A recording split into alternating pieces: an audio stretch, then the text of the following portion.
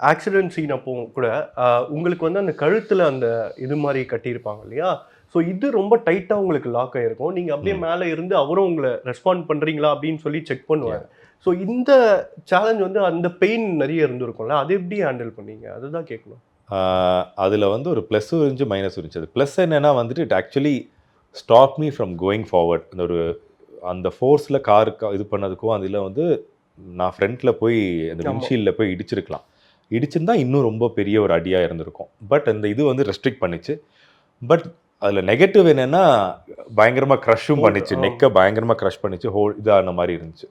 But a luckily என்ன நல்லது பண்ணோம். Some God's grace nothing happen to both of us. Of course அந்த ஷாக்னால அடிப்பட்ட அந்த ஷாக்கு, அந்த ரூஃப் வந்து ஹிட் பண்ணதுனால, அதனால கொஞ்சம் ஒரு பாடியில ஒரு 2, 3 டேஸ் ஒரு ஹெவினஸ், அந்த பெயின் அதெல்லாம் இருந்துச்சு. But nothing major happen. We okay. We அவ்ளோ பெரிய ஒரு ஆக்சிடென்ட். இப்ப பார்த்தாலுமே, எனக்குமே அது பார்த்தாலே இவ்ளோ பெரிய ஆக்சிடென்ட்டான்ற மாரி தான் இருக்குது. பட் சம் ஏஞ்சல் சேவ்ட் அஸ்ன்னு தான் நான் நெனைக்கிறேன். நிச்சயமா.